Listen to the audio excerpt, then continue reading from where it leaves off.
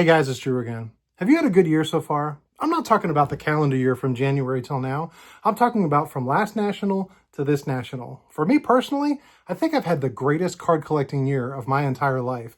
I thought it'd be fun if I went back and revisited all the cards that I picked up from the moment I walked into the national last year in Cleveland till this moment in time. So let's check it out.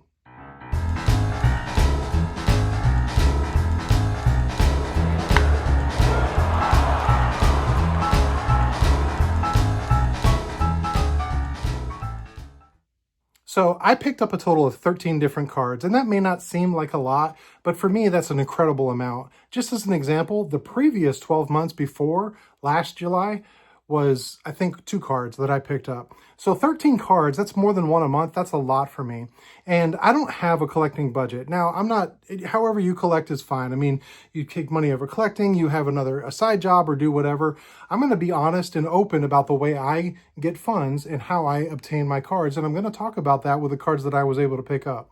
I basically have 3 or 4 different ways that I can get a card. First is gifts, and I'm talking about either gifts of money, like my mother-in-law always gives me birthday money, that kind of a thing, or an actual gift, like my wife who gave me a card for Christmas, which I'm going to show off in a minute here. The second way is woodworking. You guys know that I do woodworking, and either through those little stands that I made, and I sold a ton of those stands, that I was able to use that money and transfer it into cards. A third way would be through investing. Now, the way that I invest, I don't want to get into too many details, is a number of years ago, there was somebody that I know who was starting a little business, and I gave them my card money to use as capital for this thing. And as he has grown his business, I've actually been able to get some money back from it. So whenever I need it, I take some of my dividends, some of my profit from that a little bit of money from years ago, and I use that within card money. So that's called investment money. And the last one would be a trade. And I didn't make a ton of trades, but I did make 2, and I haven't talked about them much on the channel, but I think they're still interesting. So I'm going to show you all 13 cards. I'm going to tell you how I got them, when I got them, or where, or from who, depending on the different people involved. And tell me what you think of this as far as, was this a good year for me? Because for me personally, I think it was a fantastic year. So let's go look at those cards.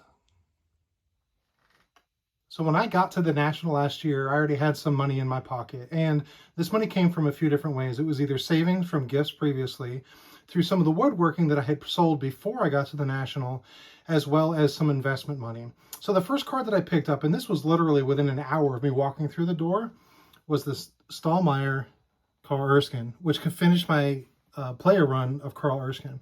And this is a special thanks to Sammy Thunder. He knew I was looking for this card. He texted me within, I don't know, 30 or 40 minutes and said, hey, isn't this the one you're looking for? Went and found him, made the deal. I'm going to call this came from woodworking money, because I had other money earmarked for something else for the big card, which was the next one I picked up. So the next card I pick up, which I show all the time and a lot of people ask about it, this was nothing more than all my investment saving money. And I had saved up, and I was going to the National looking for this card, which was my 1949 Leaf Ted Williams. And this is an absolute beauty.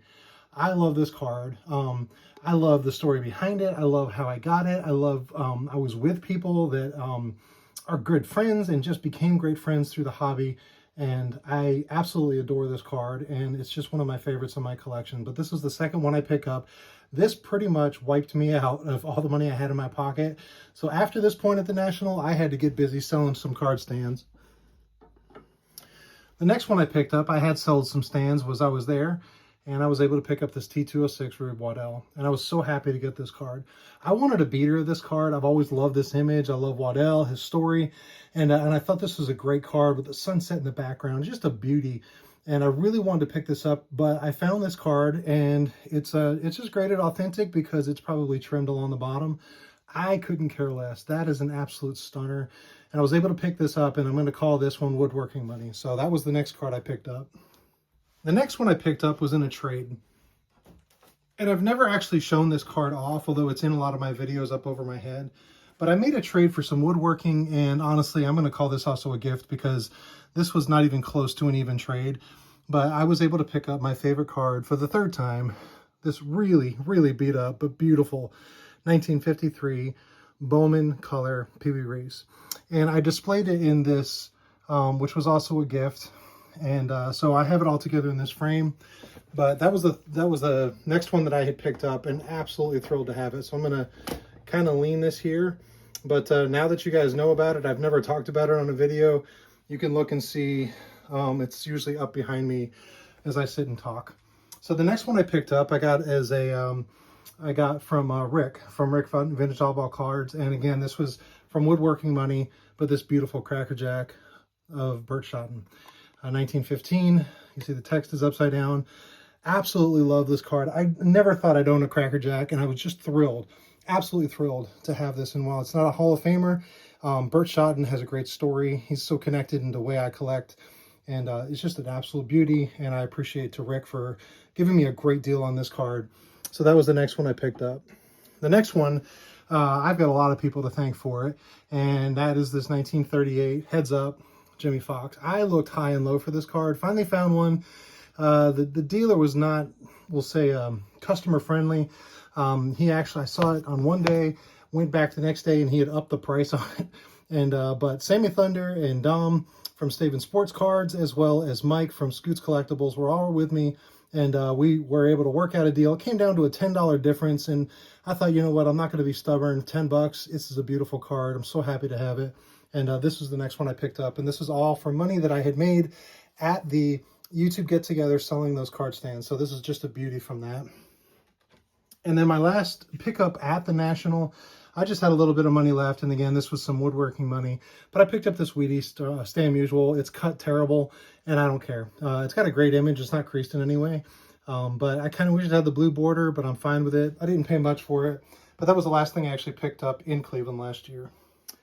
Fast forwarding ahead, the next card that I got was for a Christmas gift. This came from some friends, including Jake, Dom, Will, Jared, and my wife, and they all went in together and picked up this absolutely beautiful 49 Bowman Gil Hodges rookie card, and I'm thrilled to have this card. I absolutely love it. I had this card years ago. In fact, I had this exact card years ago, and I had sold it and kind of always wished I hadn't, and the deal came back around for me to reobtain it, and they knew that, and they got that for me, and just absolutely thrilled to have this card back in my collection. The next one was another Christmas gift from my wife. This is more modern, but this is a card that I was wanted when I was a kid. Never could get it, but my wife knew that. She found it, and I got my 92 Donruss Elite Ken Griffey Jr. This was just one of those cards that I thought I'll never be able to own it. It's not crazy expensive compared to a lot of other cards, but I never went out and got it. She knew I wanted it, and she picked this great copy up for me, so I'm thrilled to have that one in my Griffey collection. Next would be another one that I actually made a deal for on the way back from the National, and I would call this one investment money. This one I had gotten from Jake, and this was my first doubleheader. This is a Hal Newhouser, and I just like this card. I like the set. There's a lot about it. I wish I could have more, but this will probably be the only one in my collection, but I was thrilled to have it. Thrilled to add it to my collection, and just really happy to have it as an example of something different that Topps tried for 1 year at least. And the fact that it's a kind of not a no-name Hall of Famer, but somebody doesn't get a lot of respect or following in the community. I just really like the card, and I think it's a great image of him. So I picked that one up, and that was with some investment money, we'll call it. The next one was with a trade. I traded this. I traded a handful of magazines to Adam at Vintage Sanctuary, and he gave me this beautiful 1956 Willie Mays. And I had this card already, but mine was an absolute beater. I had it for years. It was one of those cards that when I got it, I thought, well, I'll upgrade that someday. And then by the time I got around to it, everything went crazy, prices went nuts, and I was like, I'll never get a trade. Well, he knew that, and he actually reached out to me personally and said, hey, you want to make a deal? So I was thrilled to add this card to upgrade it at least. And yeah, really happy with the upgrade, and I appreciate that again, Adam. And then the next one, this is the one that I had just searched high and low for. Again, I have a lot of people to thank for this, but I picked up my 1952 Coke Tips. Pee Wee Reese got this at an auction. Thank you to Sammy. He told me about it. He said, hey, he knew that I was looking for one, saw it come up in a heritage auction, and that was the longest month of my life waiting to see if I could pick that up. I won the bid. I'm going to call that investment money. partially in some woodworking, but I had made a deal to try to save up money because I was really going for this. It took about 4 months of saving and nickel and diming everything to be able to have the money to put a honest bid in to get that. And I absolutely thrilled to have that one. So my Coke tips, there you go.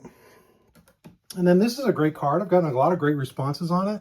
I actually picked this up from James Elite Hunters, and I just call this, I don't know, savings money. It wasn't much. This is, if it'll focus, this is that Pee Wee Reese, that tiny little card. And I picked that one up, and really happy to have it. I didn't even know about it until I saw him post this in a video, and reached out to him, and he gave me a good deal. And it was only 25 bucks, and I just had the money in PayPal, and so I don't know where that money came from, but that's how I got that one. And then the final card, which I've talked about and shown the last few weeks, I just picked up a few weeks ago.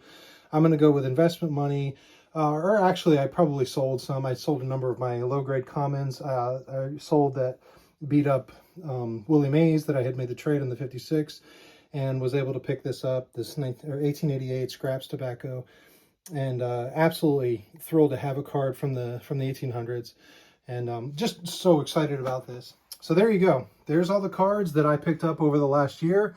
I kept saying 13 earlier. I realized it's actually 14. I forgot about the 53 Bowman. But a total of 14 pickups over the last year since the last National that I was able to get through different friends, through connections, through investment from years ago, through woodworking, through saving, through anything I could. I was able to pick up these amazing cards, and thrilled to show them to you today. I wish I was going to the National. I wish I could be there with so many people. It's not about the cards, it's about the community. I have more memories about people that I got to hang out with and talk to and get to know than I ever do about these cards. These cards represent those people and the relationships that I was able to form or build and grow since then. And I absolutely am jealous of all you guys who are going to be there or are there. And I wish you the best and happy hunting and everything. But I appreciate you coming along. Let me know what you think of these cards. And until next time, you guys be good.